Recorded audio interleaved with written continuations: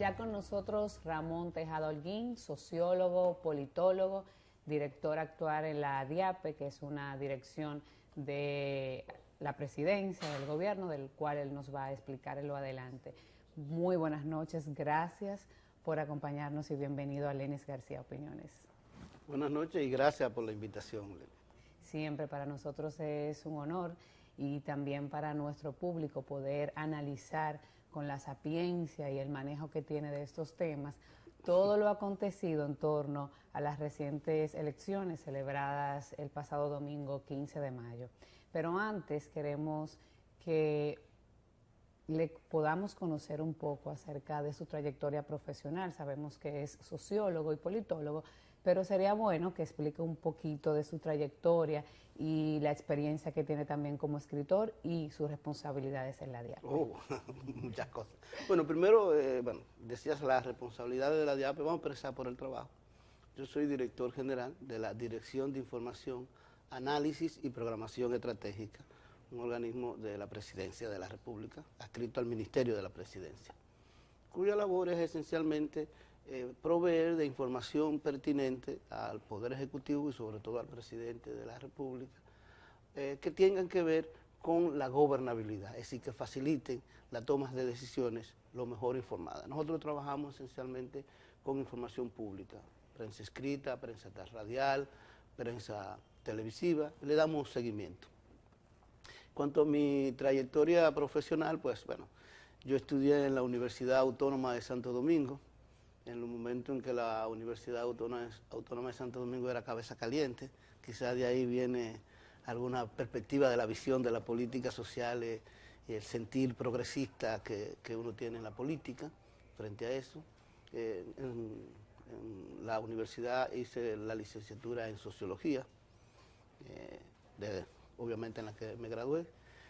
Luego he hecho una gran diversidad de estudios, diplomados, etcétera. Quizá lo más importante han sido, en orden, una maestría en población y desarrollo, que es más dirigida hacia la demografía, es decir, al número.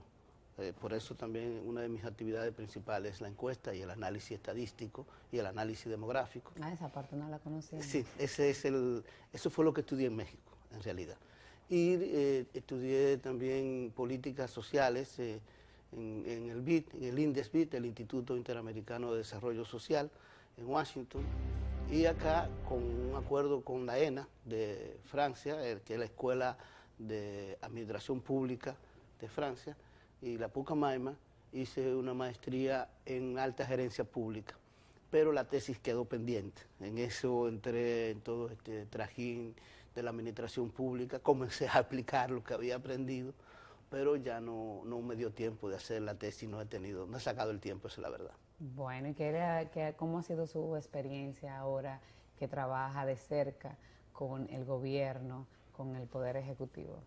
Mira, yo vengo de una tradición de política, como te decía, progresista, y de participación política desde las organizaciones de la sociedad civil.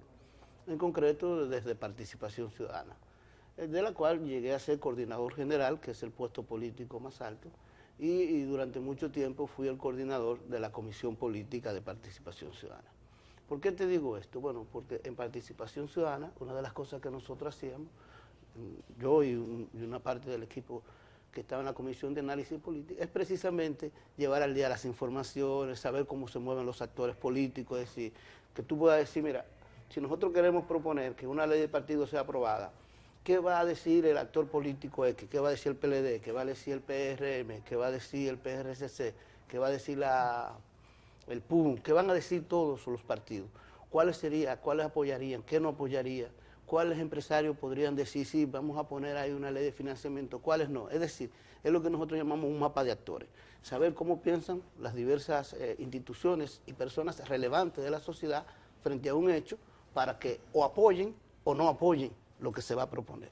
Ese tipo de asuntos que hacíamos desde las organizaciones civiles, pues más o menos, ya con más recursos obviamente, y esta vez ya no gratuitamente, Claro. sino pagado, lo estamos haciendo en el gobierno. Y con un enfoque general, me imagino que a toda la población, Claro, no tan particular no como lo haría una ONG. Exactamente. A propósito de eso, usted es muy activo en las redes sociales, sobre todo en Twitter, y le han atacado mucho también por esa posición que usted ha asumido desde el gobierno central.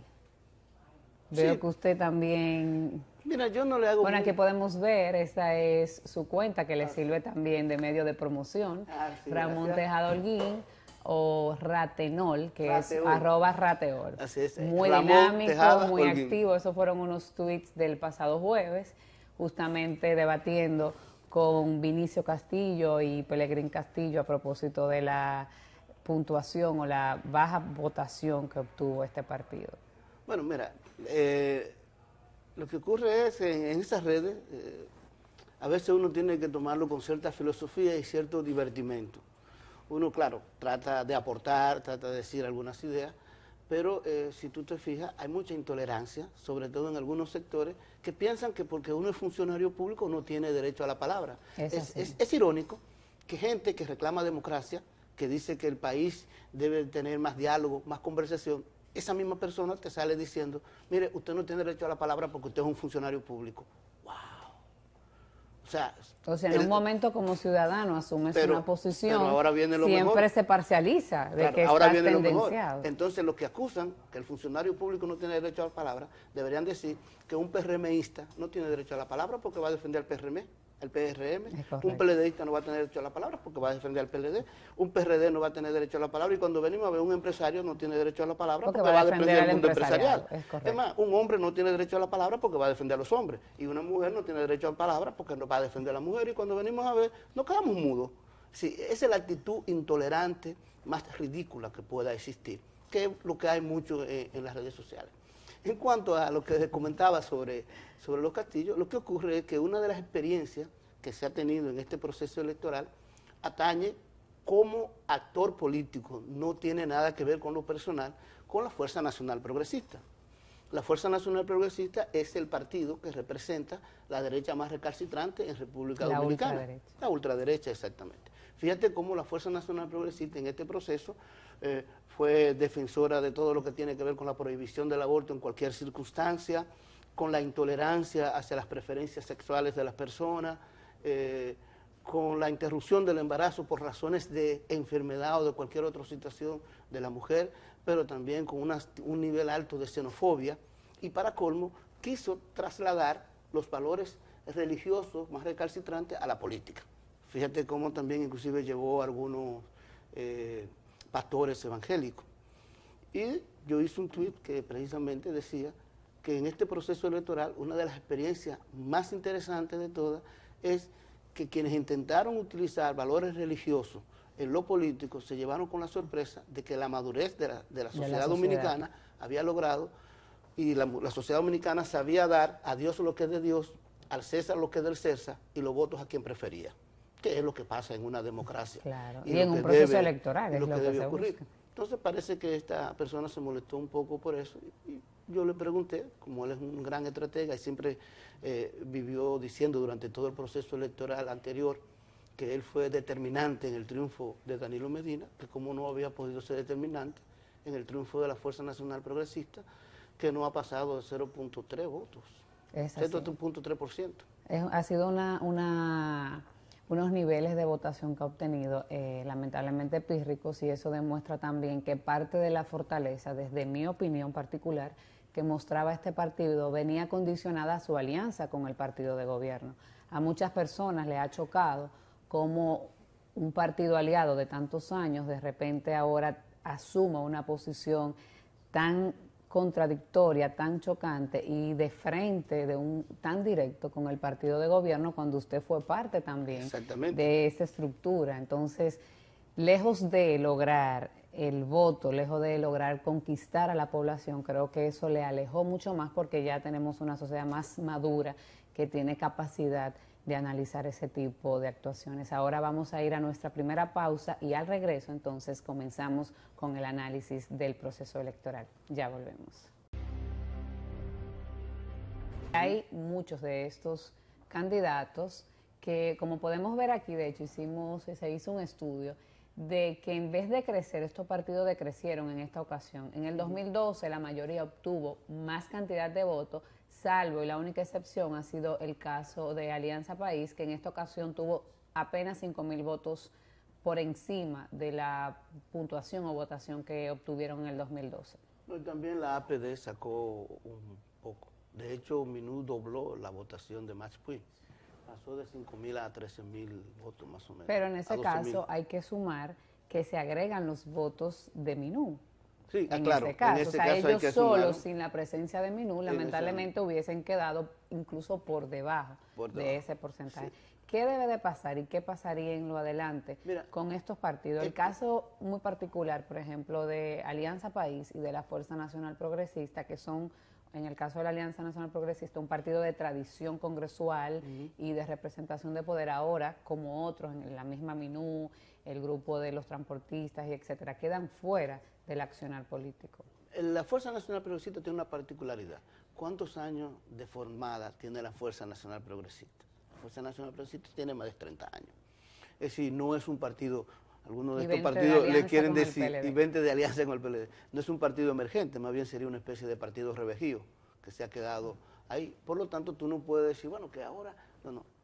Lo que ha ocurrido con la Fuerza Nacional Progresista es que se le ha ubicado en su justa dimensión, en su justa cantidad de votos que tiene y su justa influencia, que es ninguna, en la sociedad dominicana. Ahora son microminoritarios todos, porque ahora se reduce. Yo le puse mini minoritario, es decir, se diseñó una estrategia excelente para llegar a ser mini minoritario, definitivamente. Pero es importante eso para la sociedad dominicana porque es un partido que tiende a ser muy ruidoso, tiende a querer presentarse como un partido ideológico, con una visión determinada, y lo que acaba de ocurrir, y por el tipo de campaña que hizo, es simple y llanamente que la gente no lo quiere.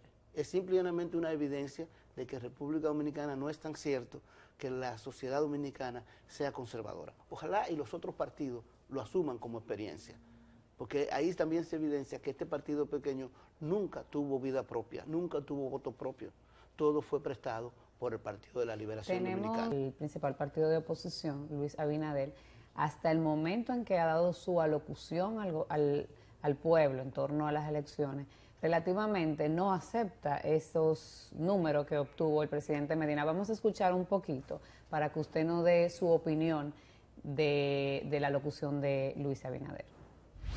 Contra viento y marea, contra las falsas predicciones de los incrédulos, contra el abuso del candidato del partido de gobierno y su descarada utilización de los recursos del Estado, contra la compra de votos y de cédulas a la vista de todos y de todas, y peor que todo, aceptada por el presidente de la Junta Central Electoral, bajo el falso e irresponsable alegato de que todos los partidos lo hacen, contra un árbitro que la misma población evidenció como parcializado, contra la falta de transparencia. Bueno, ahí estuvo, esa locución tuvo 19 minutos, pero brevemente.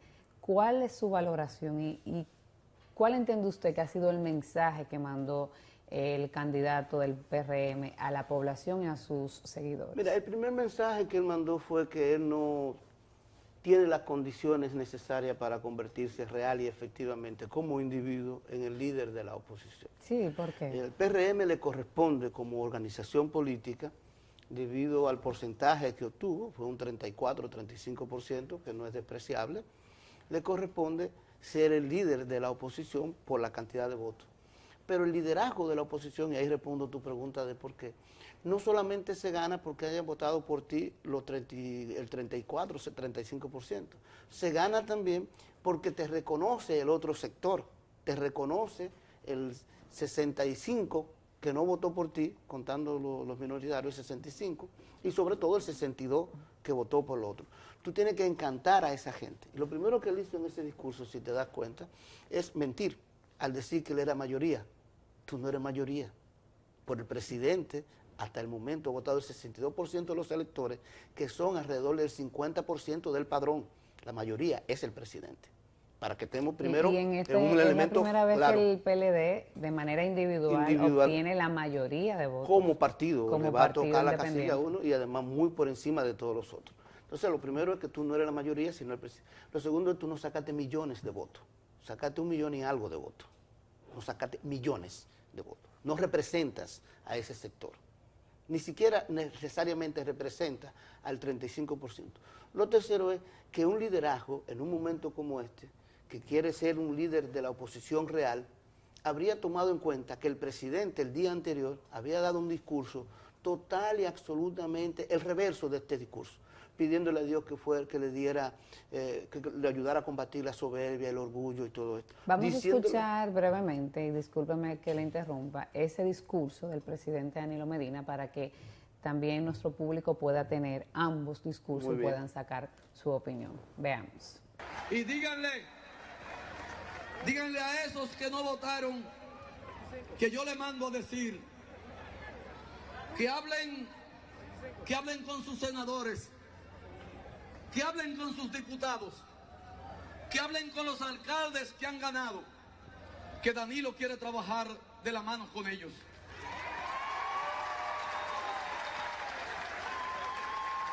Yo quiero trabajar con todas las autoridades que el pueblo dominicano libérrimamente eligió.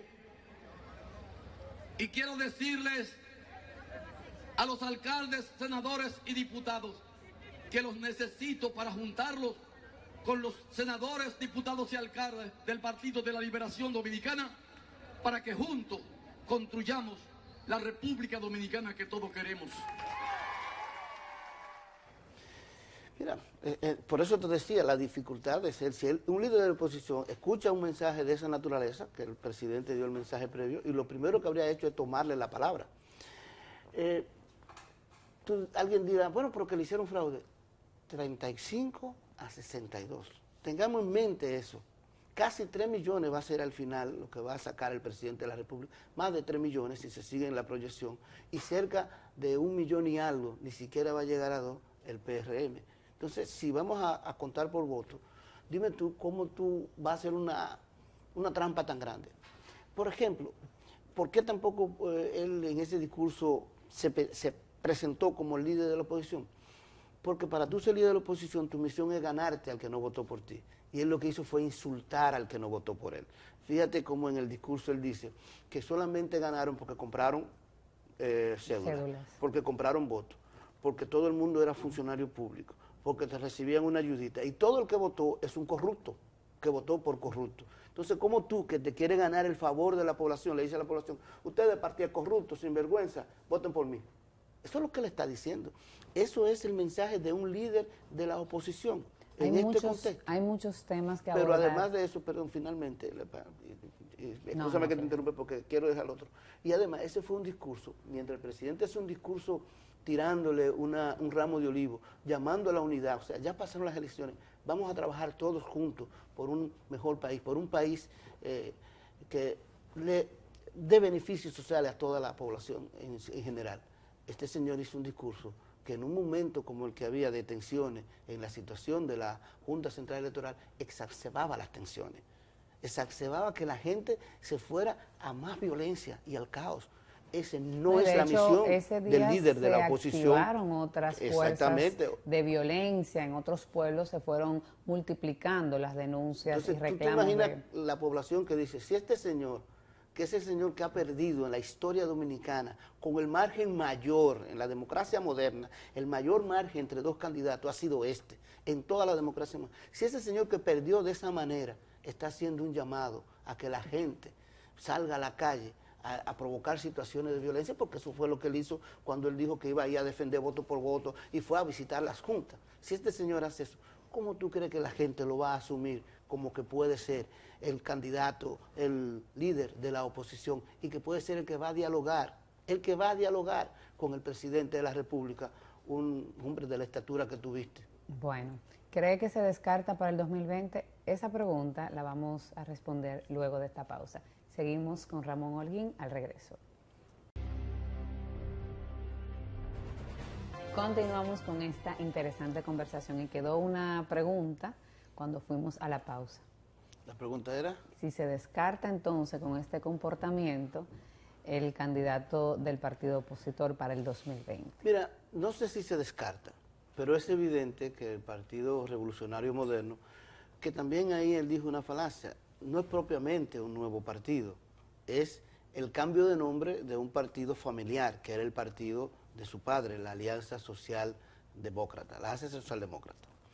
Es evidente que ese partido tiene otros liderazgos internos, e inclusive liderazgos emergentes que han demostrado en esa emergencia ser liderazgos con mayor capacidad de diálogo y tolerancia. Te pongo el caso de David Collado, por ejemplo, que ganó en la capital y tuvo una actitud inmediata, y también el propio Roberto se lo reconoció inmediatamente, que fue lo que debió ocurrir a otros niveles. David Collado hizo una campaña muy propositiva, es una campaña sin enfrentar a nadie, sin hacer nada, y obviamente emerge como un liderazgo emotiva. Y muy emotiva, y emerge como un liderazgo interno. La hija de Hipólito Mejía, Carolina, obviamente Carolina Mejía va a intentar también tener sus propias luces, discutirle, debatirle el liderazgo a Abinader, como el propio Hipólito Mejía lo hará. Pero ahí están también el presidente del partido, Tacho Vázquez, todo hay un grupo de gente que yo me imagino que en este momento están debatiendo internamente cómo van, cuáles son los pasos a seguir. Bueno, yo creo que ahora más que debatiendo están alertando otro tipo de acciones en las diferentes comunidades, que lamentablemente la violencia nunca ha sido la mejor respuesta para la solución de las controversias. Así es. Pero lo que te quiero decir con eso es, si se descarta o no para el 2020, lo que hay que ver es lo que va a ocurrir internamente dentro del PRM. Yo creo que no le va a ser fácil. Inclusive es posible que otras organizaciones políticas o inclusive organizaciones que están ahora en la alianza con el PLD quieran trillar su propio camino y que le van a disputar ese calificativo de líder de la oposición. Entonces no la va a ver fácil, eso seguro. Y si me llevo de lo que ha sido su estrategia, fíjate que este discurso comete todos los mismos errores que lo llevaron a perder las elecciones y a no hacer un mejor papel.